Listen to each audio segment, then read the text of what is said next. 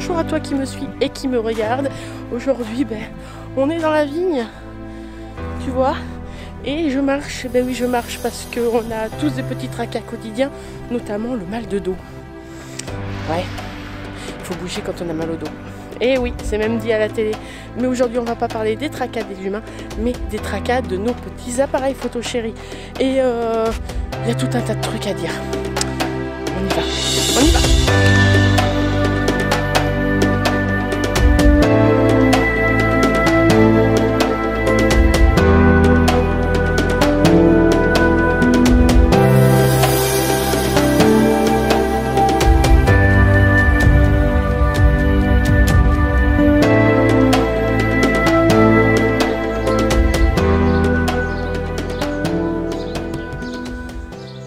Vous êtes toujours là? Ouais, il y en a 2-3 qui suivent pas trop là. Oui, bon, on s'en fout. Bon, bienvenue dans mon jardin. Mais enfin, on va pas parler de modes et travaux, enfin, jardin aujourd'hui. Je vais chercher mon appareil. J'arrive.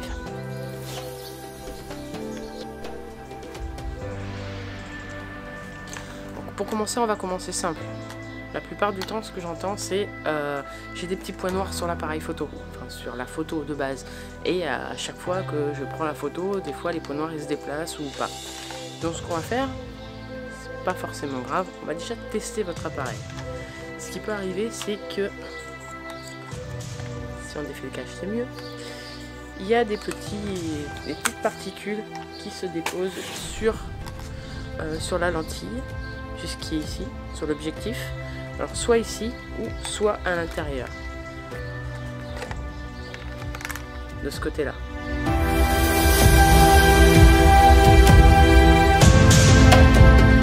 Comment faire le premier test pour savoir si ça peut être des poussières? Vous prenez votre petit appareil photo et vous prenez le ciel en photo. Pourquoi un ciel et pas un mur, vous me direz?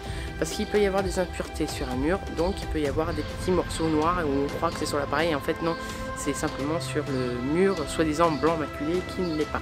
Donc le mieux c'est de prendre le ciel en photo. Vous prenez le ciel en photo, je ne sais pas si je suis bien cadré, voilà, c'est ça, hop, hop, et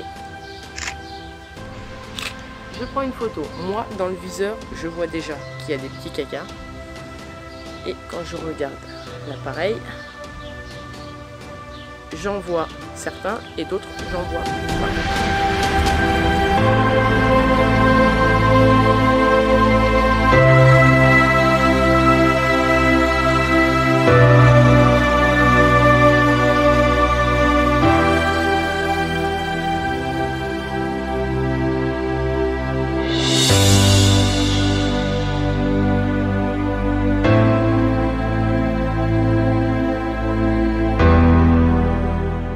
Il y a des particules qui se posent sur votre miroir ou sur le capteur qui est derrière le miroir. Alors dans le réflexe, on évite de toucher, c'est pas bien, faut pas faire non plus.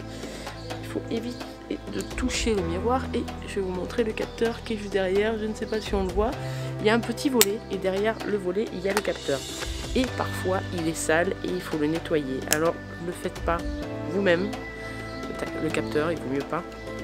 Il faut le faire parce que bon, c'est quand même quelque chose de délicat et quand on n'y connaît pas grand chose, même moi je le ferai pas moi-même.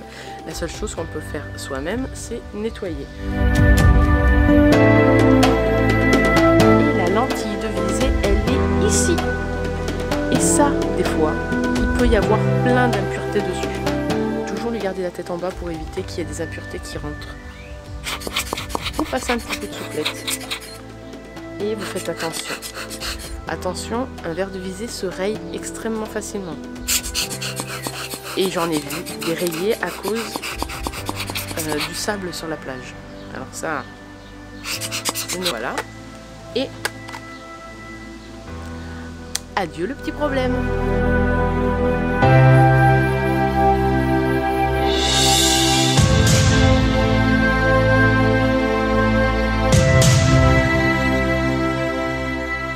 Les points noirs, il y a les points blancs et les points colorés qui restent constamment au même endroit. Comment qu'on va faire? Les points blancs, ce sont des pixels morts. Ce sont des photos sites qui est de votre capteur qui sont tout simplement morts et donc c'est quelque chose qui se fait réparer. Les points colorés, ce sont des pixels chauds, c'est-à-dire c'est des photosites qui sont défectueux. Effectivement, vous avez beaucoup plus de chances de le voir dans les poses longues. Vous allez prendre 2 photos, une en pose rapide et une en pose longue.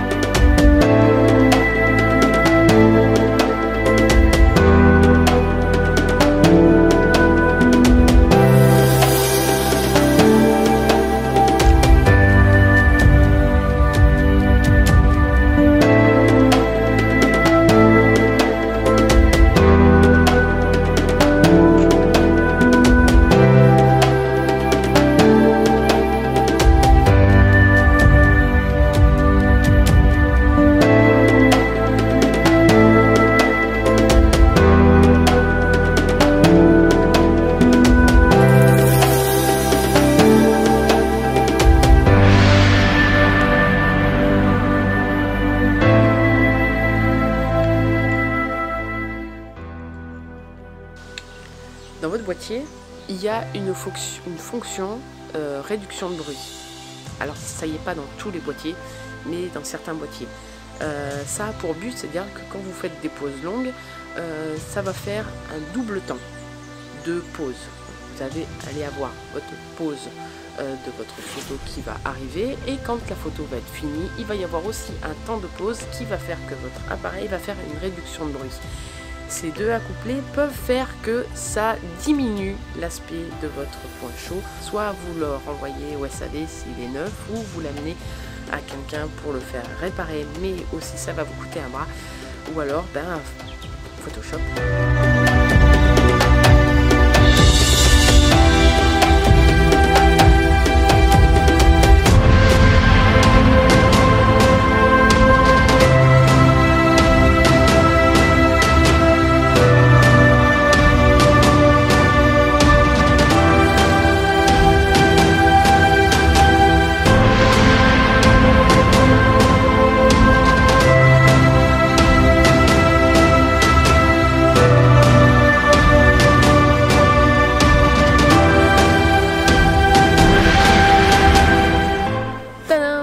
Ça y est, j'ai encore changé d'endroit. Alors vous le reconnaîtrez peut-être, c'est l'arbre penché de Saint-Sulpice à Fédérance que j'ai pris plusieurs fois en photo, qui est juste là derrière moi.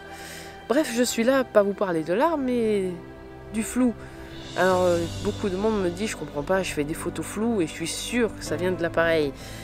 Et pas forcément, ça peut venir de plein de choses. Alors ça peut être parce que vous avez mal fait la mise au point, parce que suivant l'ouverture que vous avez choisie, ça peut être différent. Il y a des flous aussi de bouger dû à la vitesse. C'est quelque chose qu'il faut apprendre. Et il y a aussi du flou de l'autofocus ça peut se changer dans les paramètres de certains boîtiers et de certains objectifs. Et donc ça, il faut juste imprimer une mire et on fait la mise au point sur cette mire avec un trépied. Il faut être bien stable et donc on peut gérer la mise au point pour pas être back focus ou front focus, c'est-à-dire pas être trop près ou trop loin par rapport à la zone que on avait ciblée au départ. Il y a des youtubeurs qui y en parlent mieux que moi et donc je vous mettrai tout ça en description. Voilà. Et ben on change d'endroit, on va parler d'autre chose. On y va.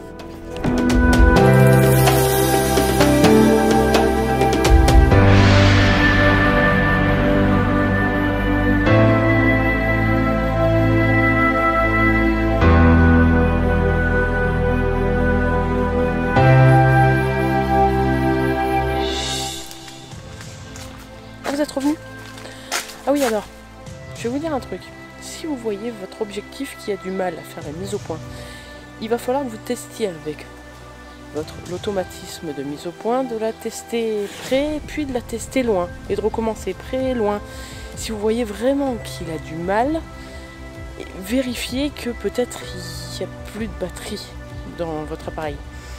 Oui, ça arrive souvent. Sinon aussi, essayez, si vous avez la possibilité, avec un autre objectif. Parce qu'il y a des objectifs, ils sont vieux et ils sont fatigués. Et des fois, il y en a qui ont des petites connectiques à l'intérieur, il suffit qu'ils tombent par terre et la mise au point ne se fait plus trop bien. Alors moi, ce que je vous conseille, c'est déjà essayer de la faire manuelle et puis de se remettre en mode automatique et de faire loin, près, près, loin, loin, près, de changer la batterie, de changer d'objectif. C'est peut-être un petit tracas qui finalement n'en est pas un. Voilà. On continue ?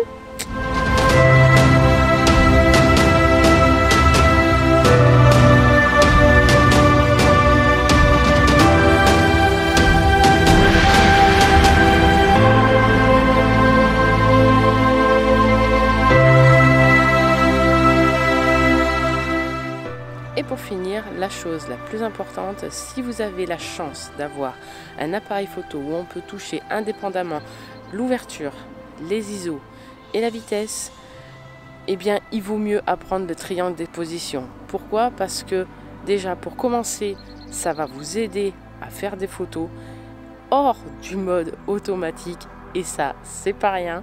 Et en plus pour tous les petits tracas, vous allez les comprendre, vous allez pouvoir comprendre d'où ils viennent. Et puis après, si vous voulez l'envoyer au réparateur, eh ben vous saurez quoi leur dire. En gros, c'est ça. Bref, voilà, ça s'achève. Alors je vous souhaite de faire de très belles photos et à bientôt. Ciao!